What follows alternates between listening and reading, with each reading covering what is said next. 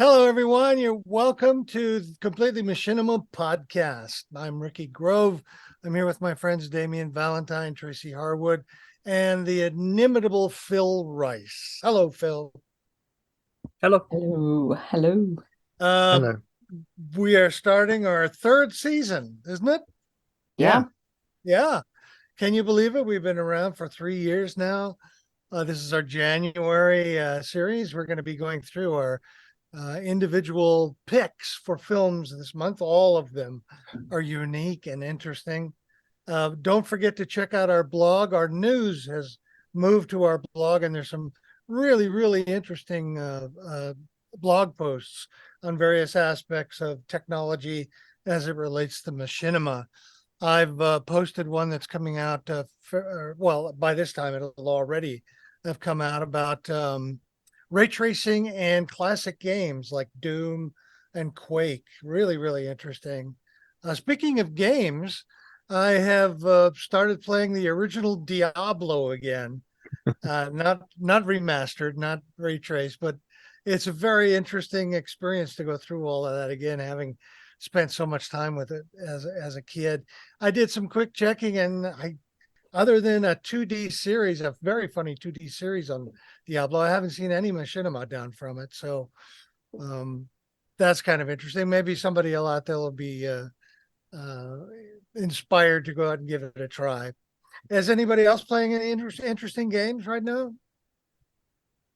I'm still playing through the Lego Skywalker saga, Ah, which came out back in April. And even though it's a Lego game and it's mainly aimed for kids, it's a huge open world game. There's so much to do in it.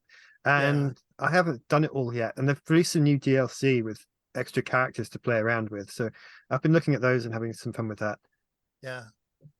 Phil, I've I've been Tracy, playing either of you had any Project time to play Zomboid. games?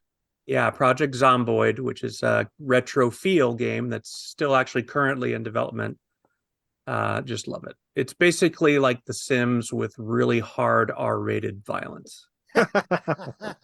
Perfect. I might have to look that Perfect. up. sorry to Tracy, say, have yeah, you had no, a chance? I haven't had a chance this year. It's been crazy. Yeah. Lots of stuff, but I promise I will do some next year. Yeah, do This something. year, I mean, even. even if it's just a little bit of time. One thing is that game playing does eat into a lot of time. So if you're a very busy person, it tends to go low on the priority. But there's just something about playing as an adult, which is, I think, a really good thing. Definitely give it a go. Yeah. Okay. Well, let's move on. As I said, there's plenty of interesting news at our blog, and we do our film picks here. And our first film pick is from Tracy. And boy, she has chosen a very unique film. Tell us about it, Tracy. Yes, absolutely. Okay, so this is The Voice in the Hollow by Half Empty Studios, which was released on the 16th of November last year. It's been rendered in Unreal Engine 5 and was written, directed, and designed by husband and wife team Miguel Ortega and Tran Ma, supported by their studio colleagues. The work was produced by Noman, which is one of the top VFX studios in the US, based in Hollywood, where Ma actually teaches and Ortega graduated. I understand the studio started as a side project, although the work they've both done in the past is impressive. They have been character modelers and VFX artists on films such as Thor, Fantastic Four and 300, as well as games, and have worked also for a number of well-known studios. So they, as I understand it, they've also won various festival awards for their short, The Nino. So I would say these guys clearly have craft.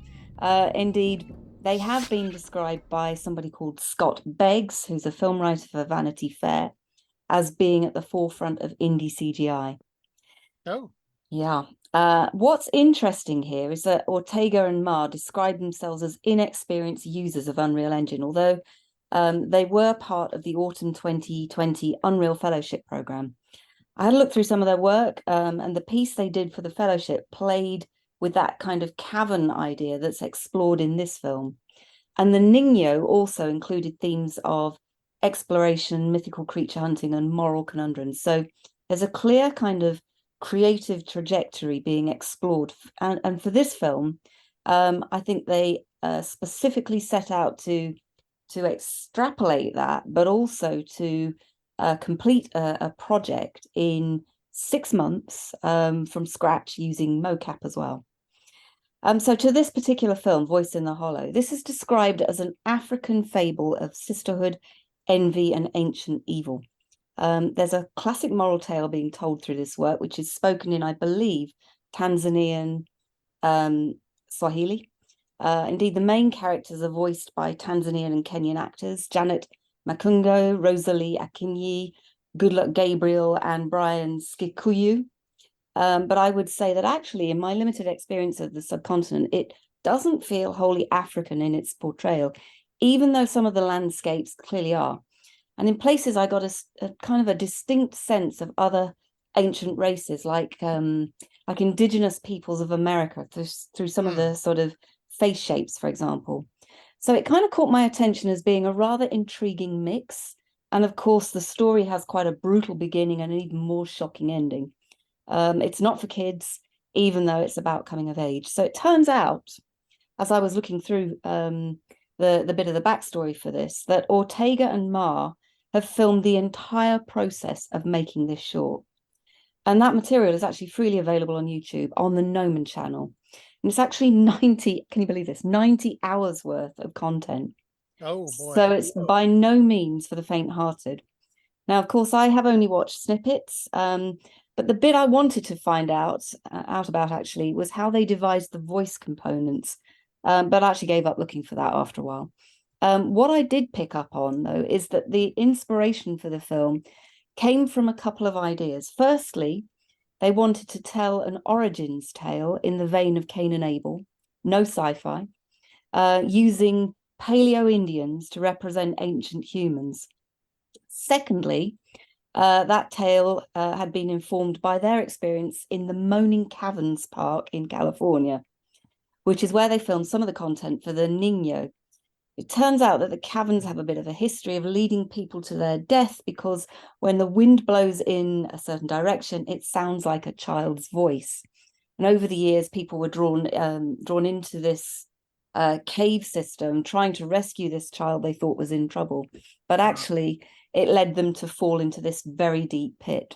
And then years later, when the cavern was excavated in the early 1900s, among the dozens of smashed skeletons they found at the bottom of this 250-foot drop was the skeleton, believe it or not, of a female child aged, dated back to about 10,000 years. So there you go. The story kind of builds on some very interesting creative processes. Right. Now, because of the limited skills they felt they had with Unreal, they decided not to attempt to do photorealistic aesthetics, but ended up with this sort of clay-like and hand-painted stylized effect that you see in the film. And in fact, that's quite interesting because the main reason seems to be that they felt they had no craft with hair. It was a challenge just too far for them in Unreal. So instead of the indigenous look they'd originally wanted to apply, they went more towards East African cultures and hairstyles, which they said lent themselves to using a more faceted and carved look. So this sort of stylized effect is actually a decision really of pragmatism. Now, overall, I kind of really enjoyed this. I love the muted and ancient colors and the stylized effect and the kind of mystical darkness of the tale. It's really a proper fairy tale, I think, Ricky. The soundscape was a good match, but there was quite a lot of cultural appropriation going on, I think. The voices were an interesting choice, but the origin of Swahili actually doesn't really match the story of tribal habituation that you see in the film. And the leopard tribe is actually more associated with West African nations. So there are really quite a lot of interesting aesthetic choices going on here. But overall, I think the fable aspect of it is certainly very strongly portrayed, at least from my perspective. So there you go. What did you think to it? What you were saying about they felt they were inexperienced, and so that's why they went for the stylized look. I think that was a huge thing for the benefit of the film, because it stands out from we've looked at many Unreal 5 films over the last year or so, and they all go for that very photorealistic. Characters look, the detailed faces, they're animated really well, and all of that kind of stuff. And That's all great, but this stands out as something completely different and unique. And I think that shows that I think they understand Unreal a lot better than they think they do. And probably even more so than the people who go for the photorealistic style, because that's what Unreal is designed for. It's designed for photorealism. So it takes more skill to produce a stylized look, because you have to figure out what that stylized image is going to be. Because if you're going photorealistic, you know what the people are going to look like. They're going to look like we do. So if you're doing stylized images, you have to spend time thinking, well, what shapes their head's going to be, how are they going to move, what kind of animation, how their face is going to animate, you know, like, do their eyebrows go exaggerated or what, you know. So yeah, I think that they're really talented filmmakers there, and I really enjoyed the story. And it's kind of, you're right, it's very dark, and there's kind of this horror element to it, which I really enjoyed. I did not expect it when I started watching it, but yeah, you can see that they've spent a lot of time on it, and I'm quite intrigued to see the 90 hours of behind the scenes. I don't think I could watch all of it, but No, quite. I'm gonna have to check that out at some point and see what I can learn from them, because obviously they've got a lot of talent there, which is worth having a look at. Absolutely. Yep.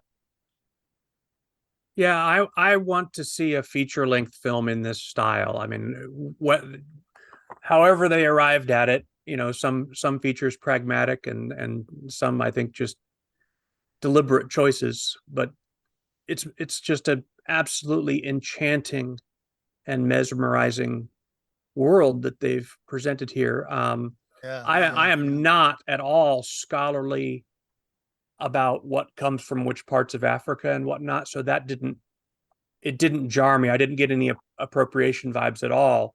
To me, it just, there was this real sense of, this is an old world that this is taking place in, and you know, arguably to some degree, you know, it's going to have origins that look a bit mixed or different to us, if that's what you're trying to portray, because no one really knows what that was like.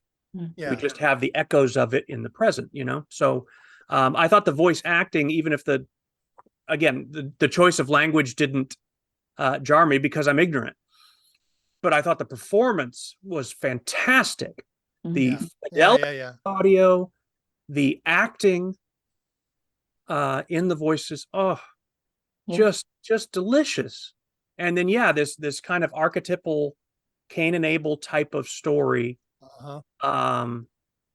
just wow, you know. And then to do an archetypal story but have it not be exactly the outcome of that original story, which I won't spoil, but I mean, just whoo, it was so good. And I could not take my eyes off the screen from the moment it began, right up until the end.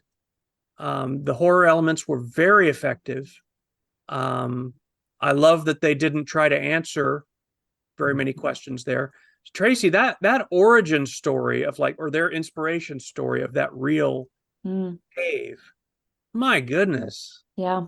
What a gold mine that is. I can see Lisa Morton totally just writing this amazing story based on that as like a found thing, right, Ricky? I mean, it's just so rich, that whole idea, and what you determined was what you discovered was discovered there. Wow. So yeah, I want to see more from these people, these creators. It's just wonderful, and it's good on a level that's like almost discouraging, and I don't mean that in like a yes, I know what you way, mean. but it's like one of those that's just, good grief, 6 months doing what army, you know? Amazing. An amazing achievement, and I hope to see more, even if it's not this particular world. Boy, what a sense of style and quality these creators have. It's just, it knocked my socks off. Motion capture was just as good as the acting and the craft of it. And so the combination of all of those made it so believable. The motion capture in particular caught these subtle non-verbal responses by the characters, which I thought was pretty neat. You know, the typical sisters reacting to each other, you know, it was just marvelous. The style perfectly matched the story. I was also glad to see that it was different than so many animated films in Machinima, which features white characters and somewhat predictable situations. You know what I mean? Yes. This was unusual and interesting to hear that it was partially based on the Cain and Abel biblical story is not surprising to me. It make absolute sense. However, there are several thoughts I have about it. I've been thinking about this a lot. I have the same enthusiasm you have, Phil and Tracy, Damien, for the film. I want to see more by these people. I think they're so good, and to do it in such a short amount of time, it's just fantastic. However, it shows the weakness of VFX people working on a film, because so often the story is the most neglected part of the process, because it's not one that they're as familiar with. They're familiar with putting together, you know, animation and motion capture and putting all of that together. And that was just brilliant. It's top level professional. But there were so many glaring flaws in the story. And let me put it to you this way. You have a village, a primitive village of hunters and gatherers, and they're very tribal and very fierce. They want to protect themselves, and yet within a short walk there is a hollow in which a horrible ancient evil is in this hollow. Don't you think that they would either A, not put a village that's that close to such a terrible threat, or B, make it an absolute um, block for anybody going near, especially children, or put up obstacles to keep children and anybody from going near it? Yeah. And yet it shows that what this hollow, this somewhat evil spirit, isn't a character, it's a device. It's the device in order to keep the young woman who ends up tragically committing a horrible act, to make her still sympathetic, because she can always claim, or the viewer in the story can always say that, well, it wasn't her fault, it was temptation by this evil spirit. You know what I mean? No background for the evil spirit, no idea who it is, what it is, you never see it. So it's really a device, because they can't do what the original fable did, which was one of the brothers slew the other brother because he wanted to. They can't have the sister committing a horrible act on the other sister because she was furious and angry, because that keeps her from being sympathetic. And above all, in animated films and in films in general in Hollywood, you absolutely have to have sympathetic characters. You have to have empathy. There's no way around it. Well, if you go back to their original inspiration of this huge cave, that would have been a better choice than some sort of generalized evil spirit that affects them and tempts them. If it was actually a cave that was farther away and they got away, you know, they went further than they ever have before. Do you know what I mean?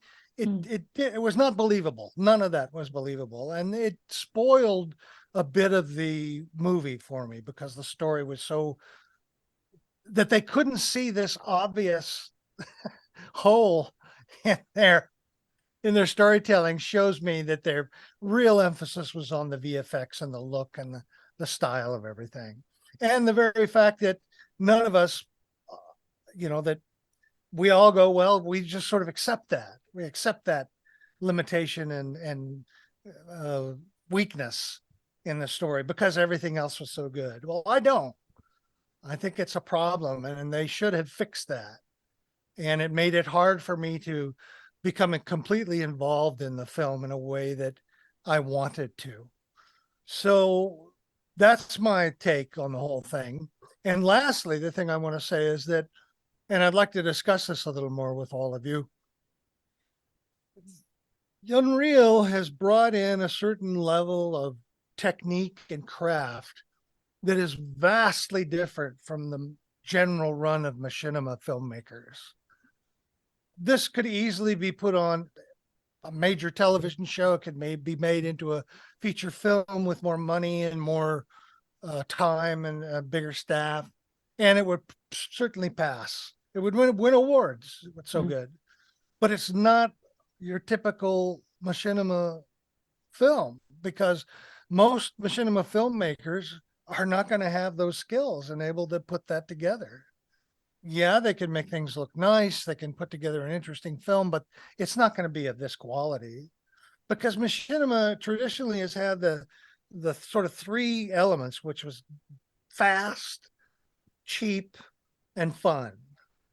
Now they've captured the fun element, and they've kind of captured the fast element, because it's certainly faster than most traditional professional films, but 6 months is way too much to spend on a machinima film for the most part. I mean, actual production, not just conceptualizing it over a period of time. So my question is, with the Unreal videos and with the rise of Unreal type videos, are we getting further and further away from everyday filmmakers and emphasizing more and more the professional level of filmmaking? And is that a problem for the machinima community in a wider sense? It's a great question. Yeah, my question is it the filmmakers doing that, or is it the audience expectation? What I'm reminded of is Damien telling, maybe even you told this on the show, or maybe just you and I we were all talking, but you told me about, at one point you put Chronicles of Humanity on Amazon's streaming service, and that, which is, I mean, machinima by every definition. And I mean, it was just brutalized in the reviews, mainly for the visual primitiveness of it compared to, something pro made like this. Yeah. So Just for our audience, that was made with Movie Storm, which doesn't really exist anymore, but just to give you an idea of what that kind of animation style. Right. Yeah. Yeah, And Movie Peter Storm Rasmussen's had like Sims level graphics, but not as good as that. yeah. better control of your animations, but the visual quality is low grade by today's standards. So yeah, that's a challenge, I think, that the audience, the typical audience, that when we began this thing 20 something years ago, very different eyes that we were making content for. And what I'm wondering is there still a significant audience for the quick and dirty stuff, or are they all on TikTok now, where you can really do stuff quick and quality really doesn't matter, So I think the audience exists for both. So the problem I had with Amazon is, because I made it with Movie Storm, when I put it on the Movie Storm forums, people there loved it because it's made with the software that they use. They're familiar with all the glitches and the way that it worked, and so they loved it because it's something that hadn't been seen before. But when you put it somewhere like Amazon, where people go on Amazon to watch professional made stuff like Disney or whatever, so they're comparing what I made in my bedroom with Movie Storm to these professional high budget shows that they've also seen, and of course I'm not going to be able to compete with that with Movie Storm, because that's just not the way it is. And if I made something with Movie Storm now, I'm sure that those are the members of our community who are familiar with the software, or at least aware of it, or aware of using older games to make machinima, they would still enjoy it. But if I put it on YouTube, I'm sure it would get ripped to pieces by the people who are just used to the non-machinima community, who just used to different levels of production values. Yeah, I think one thing that occurs to me as you're talking there, Damon, and I think you're right, is that in the past, the early machinima, we had specific audiences that you could make films for. This is partially what a re-emphasis of what Phil is saying, which is the audiences have changed. But the movie storm audience would be the best audience for that. Yeah. Now those communities have not all of them have splintered and fragmented, but I think there's a wider range of people watching machinima, and Unreal has brought a level of professionalism and craft to a much higher level. I mean, simply by knowing how to use Unreal to make a film, you have to have a certain level of craft that you don't have to have in Movie Storm, because Movie Storm was designed for people who want to make things quick and fun. Unreal is not made for people who want to make something quick and fun. I mean, this movie, the Ortega Voice in the Hollow, was made by a medium-sized team of people who met together with no other job than to make this film. Right. Whereas Phil, you make a movie, but you also have a 40-hour work week at your business and many other interests and a family to raise, you know? Yeah. So it's a whole different ball game. And I just want to make sure that we in our year, this season 3, that we remember that there are different kinds of machinima, and this particular film is of the very highest quality, except for the story side of it. Yeah. And I think we should remember that.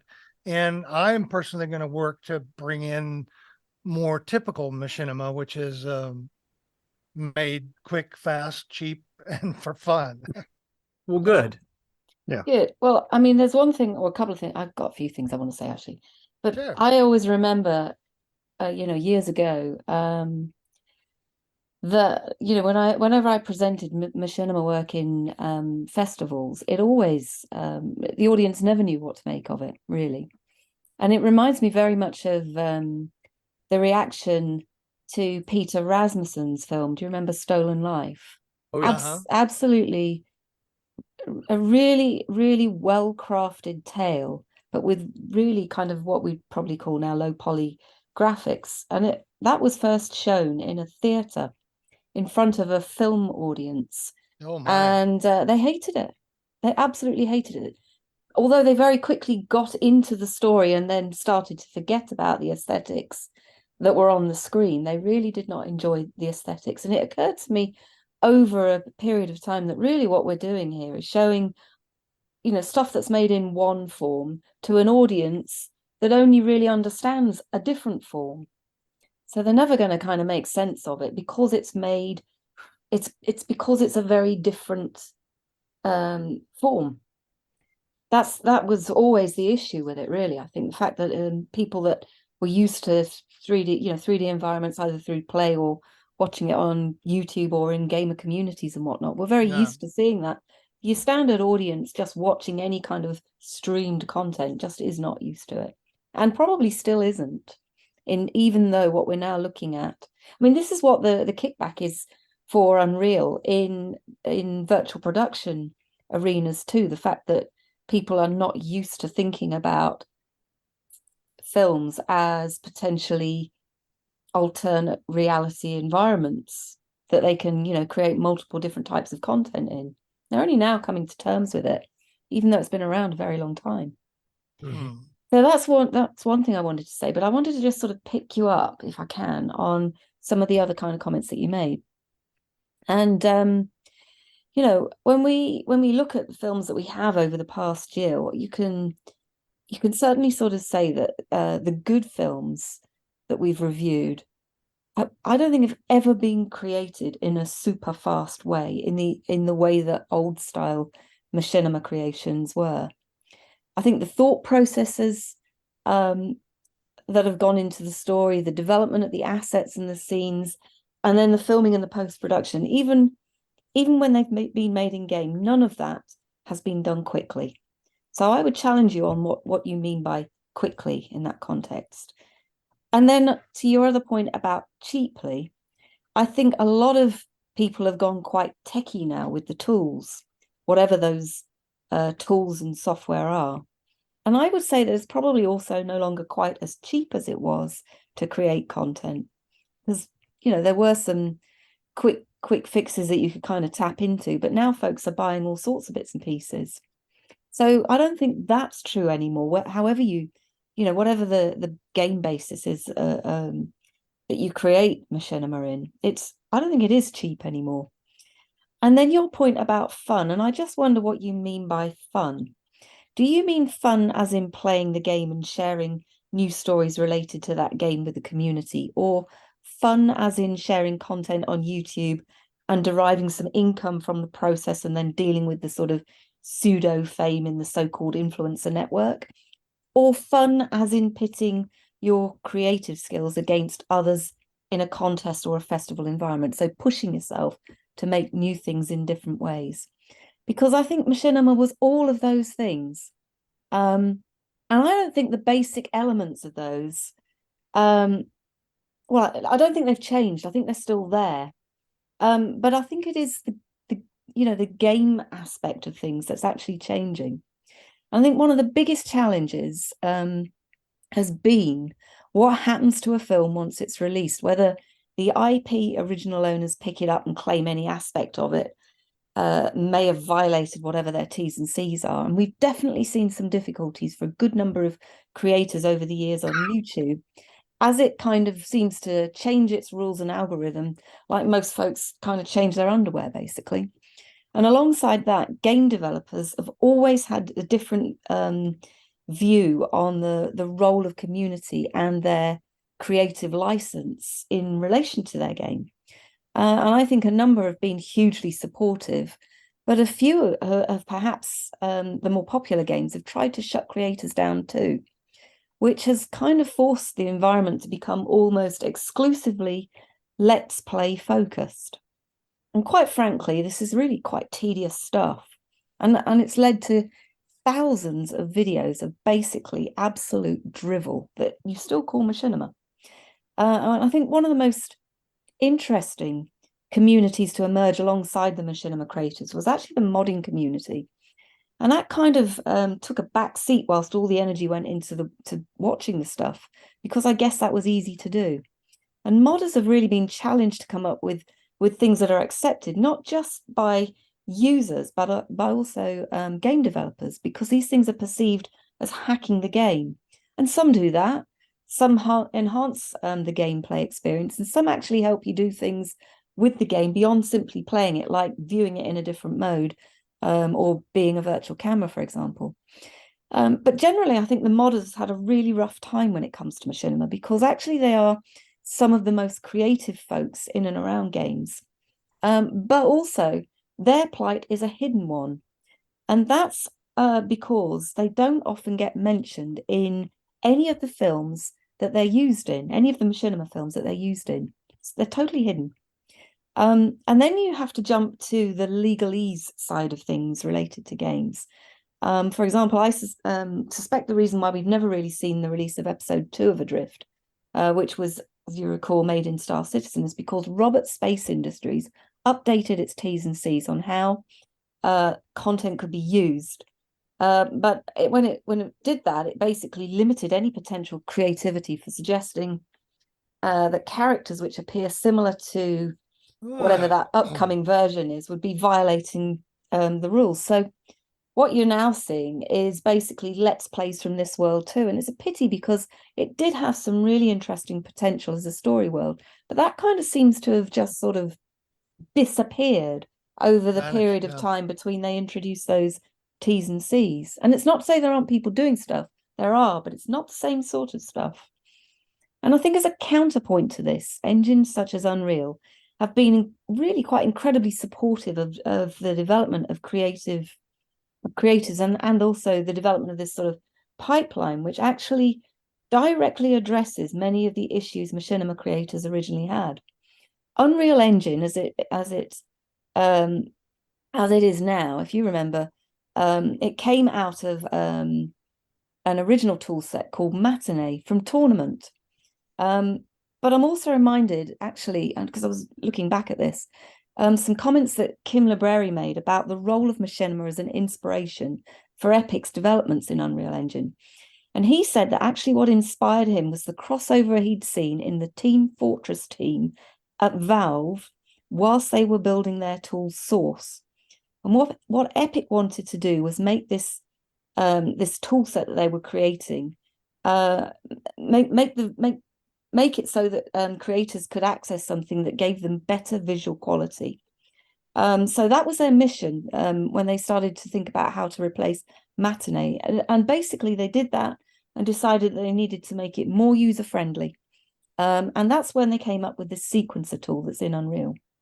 And I would say it's Machinima that's driven them to make these tools, which they intend basically to, they're purely designed to improve the quality of the outcome. And then the other aspect to bear in mind here is that Libreri was also really keen that Epic embeds what he said were the principles of the industry that Unreal is now built upon, which is basically, it comes from ILM Special Effects.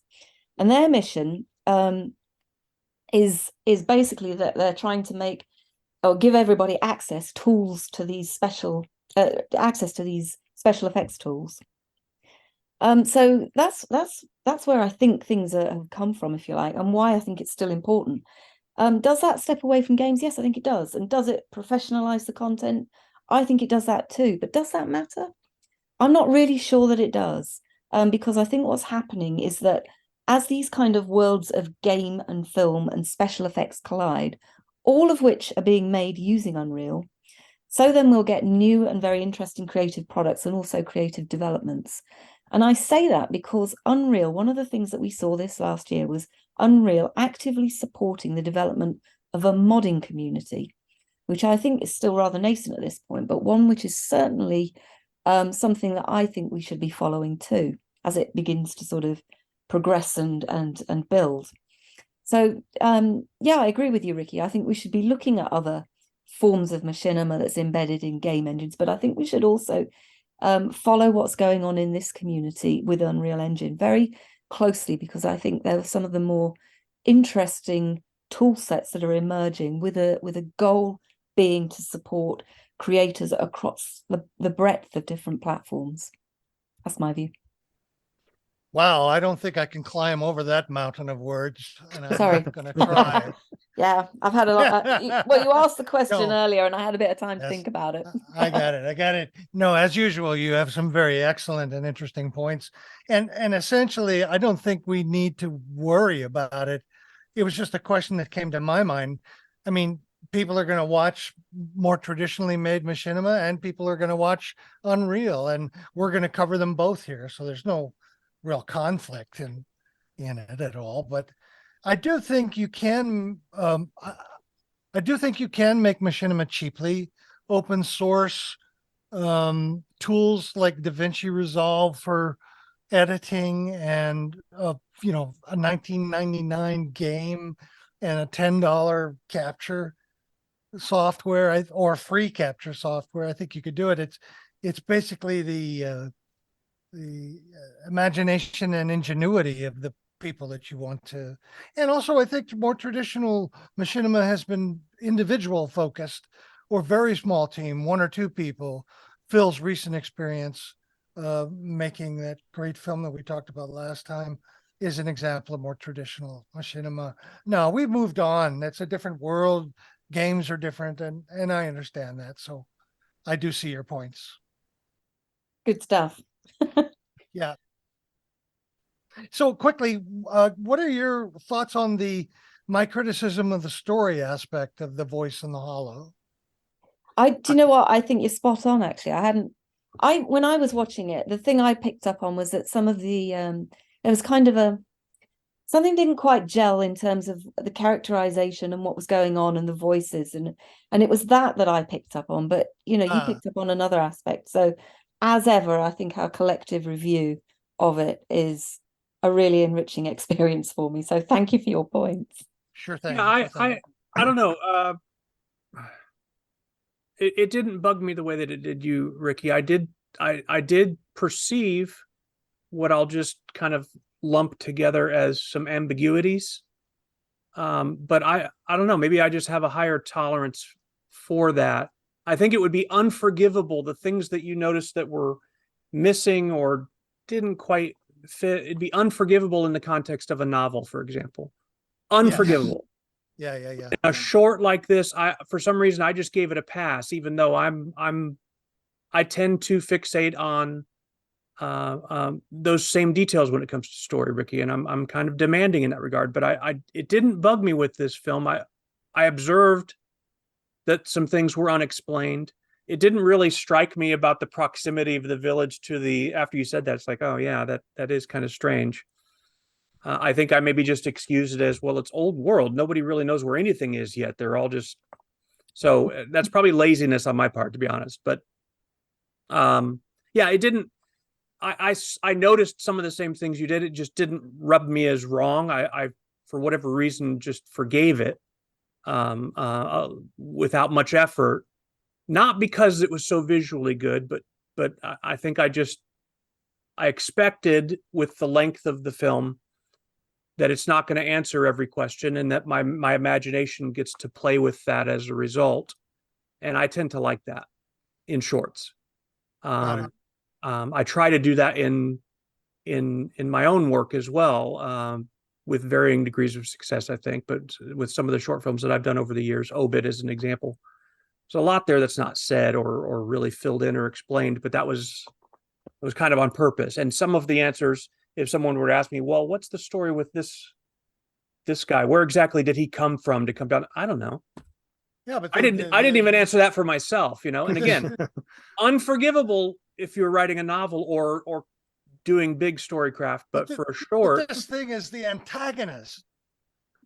It Yeah. is the antagonist in the story. It's not just ambiguity in the backstory of somebody. Well, see, but It is the thing that causes them to propel them into the tragic action. Unless it was imagined, unless it was just her own envy speaking to her, which ultimately is what impelled her horrible action, was envy. So I don't know. I just interpreted it in a slightly different way, that the monster, if you will, being a literal presence or being or character, to me that was non-essential, because I think I was entering into the story with that kind of Cain and Abel background, and this is really about an unhealthy envy between two siblings, and less about, some demon making her do something. I didn't feel like her behavior was excused at all. I felt like the ultimate judgment imposed on her by the climax of the story was pretty brutal, right? For a momentary lapse of passionate judgment. But ultimately, I felt like, well, but she was responsible. I didn't at all excuse her behavior for the voice, because I felt like that could have just been something within her, and the physical pit was really just a. My point wasn't that Yeah. that her behavior wasn't excused, Mhm. but it was ameliorated so that she could still remain a sympathetic character. Yeah. The That way, I she don't could know. say Maybe influence. It was influenced. Had she never met this thing, never became involved in it, would she ever have gone down that path, that tragic path?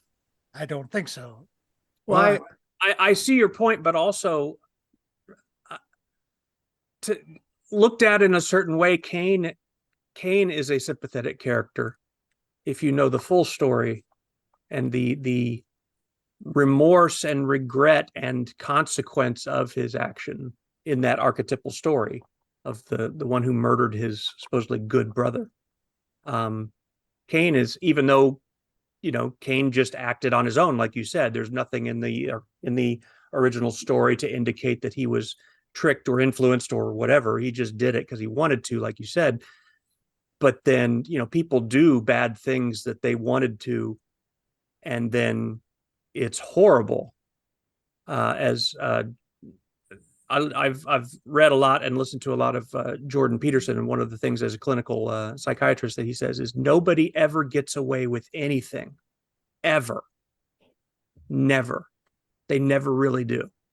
And to me, so I think I was bringing that I see. to this, Okay. to this story. I get Yeah. it.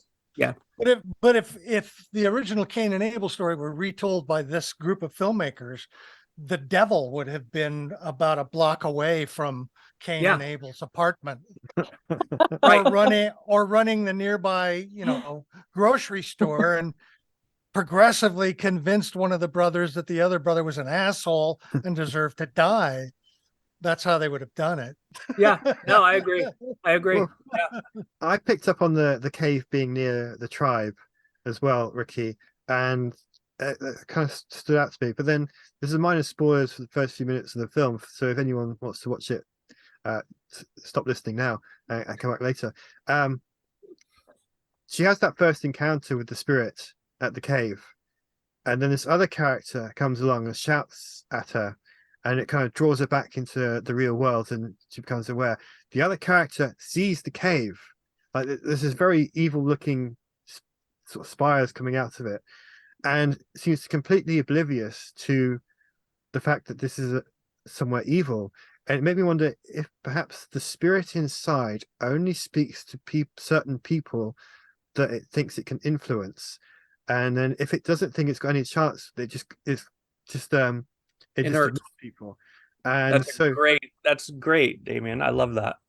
because when that other character appeared and shouted, I thought they were going to say, "Get away from the evil cave," and it wasn't like that at all. It was about, "We're going to head back home now, and you should come with us," or something along those lines.